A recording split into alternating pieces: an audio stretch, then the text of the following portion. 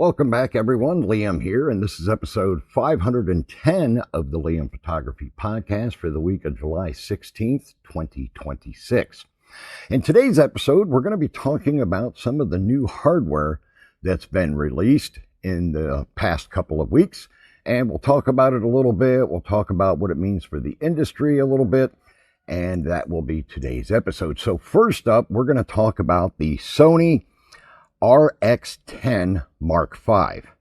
Now, this is its premium super zoom point and shoot camera from Sony, and it's the first time that this line has been revived or revisited or upgraded in about 9 years. Now, the new camera will launch in August of 2026 at a retail price of $2,300. So let's talk about the key specs for this new camera. It has a 20.1 megapixel, 1-inch stacked sensor. It has a fixed 24 to 600 millimeter f2.4 to f4 Zeiss lens. So quite a bit of a lens there.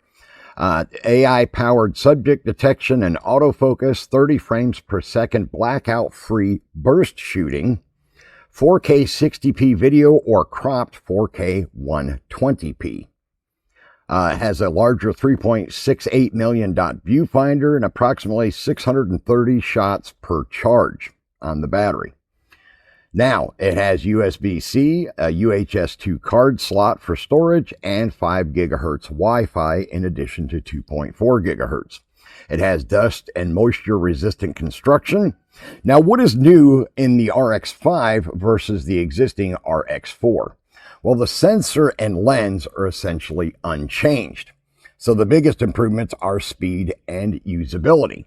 Burst shooting increases from 24 frames per second to 30. Autofocus can recognize people, animals, birds, insects, and vehicles.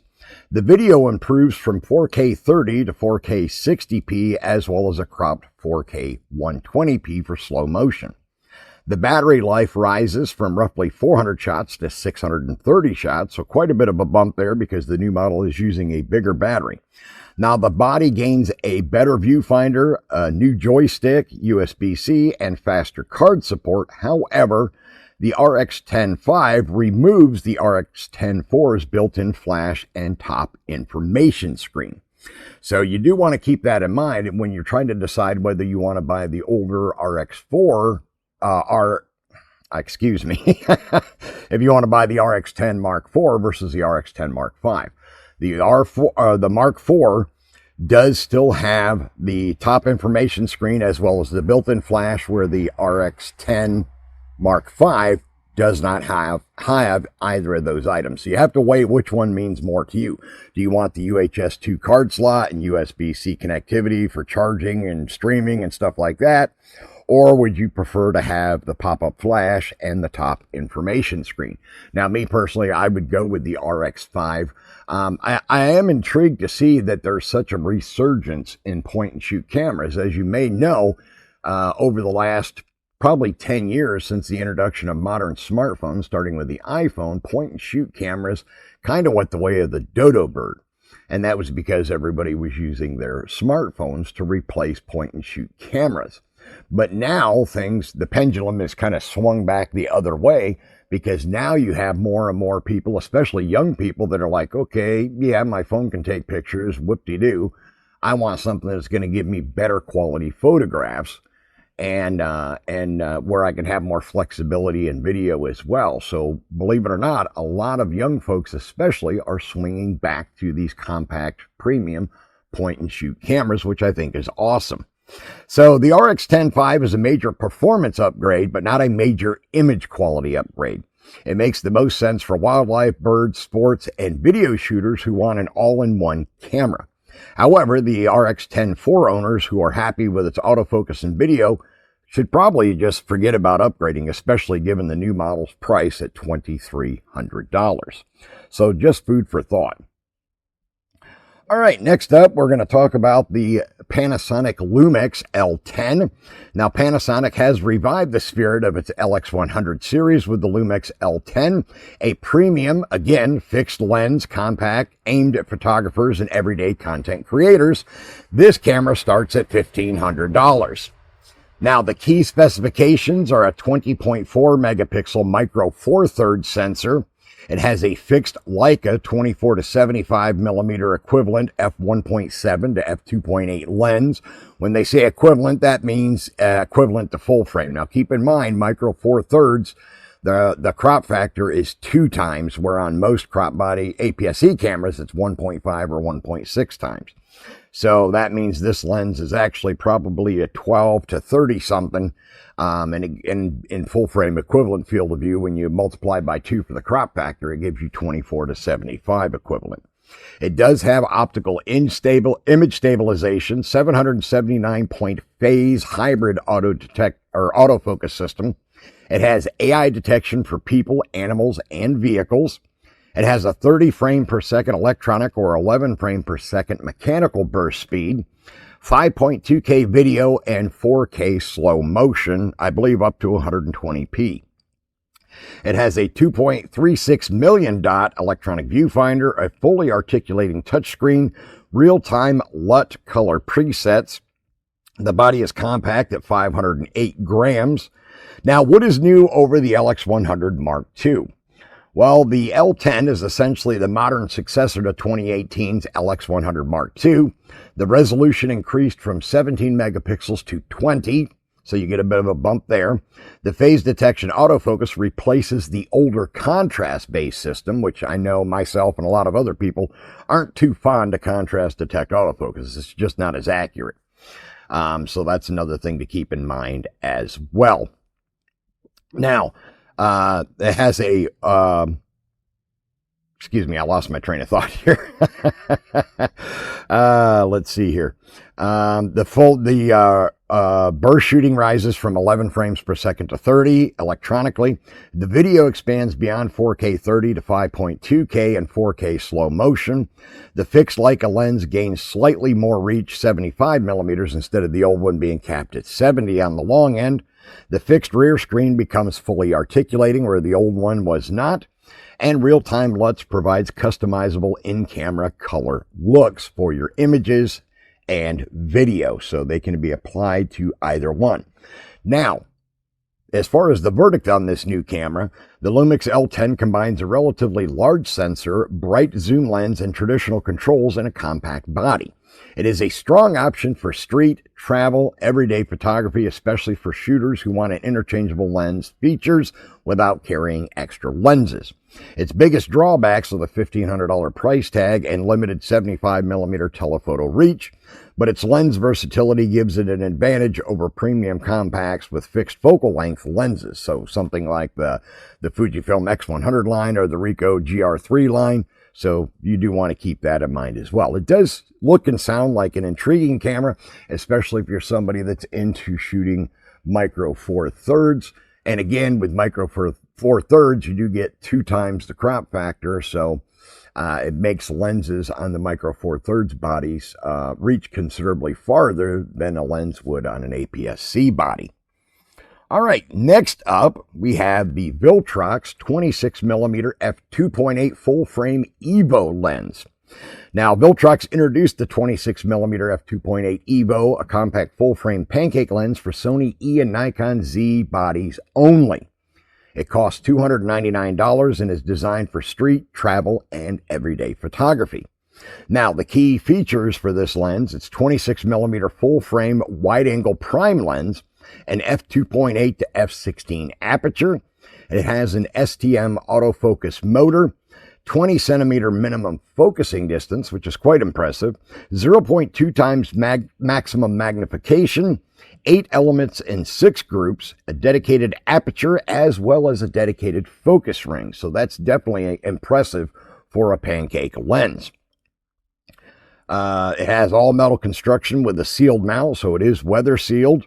It has a 43mm front filter thread support through the included hood, so you can put filters on even with the hood on. Has USB-C for firmware updates.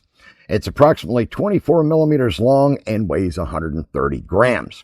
Now, it does not have any optical image stabilization, but generally for these kind of lenses, that's not a big deal because you're usually going to use a lens like this for like street photography, landscape photography, maybe astrophotography. You probably want image stabilization. I'm not sure. I don't do that kind of photography.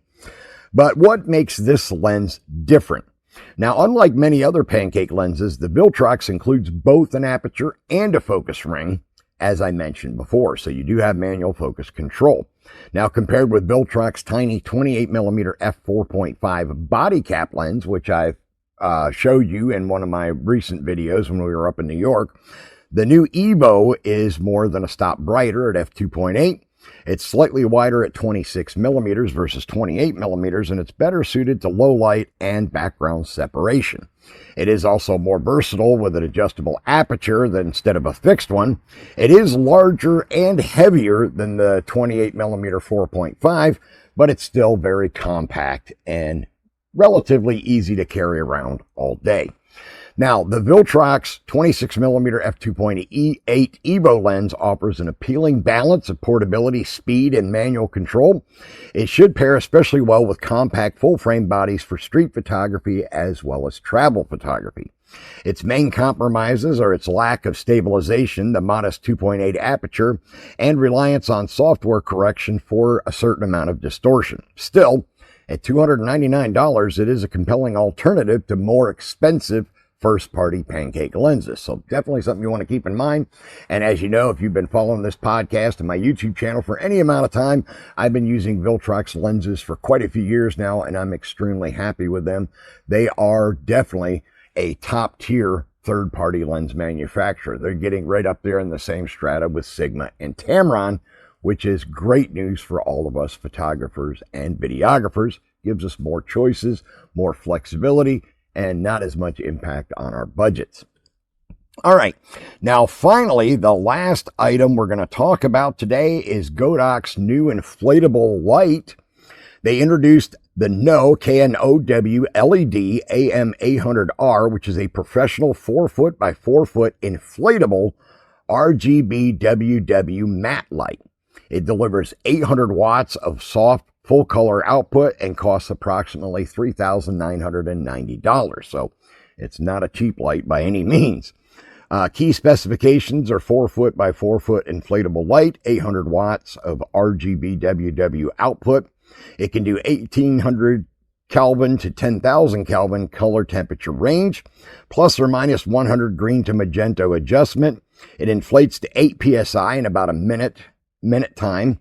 Holds its shape for up to 15 days without bleeding out the air.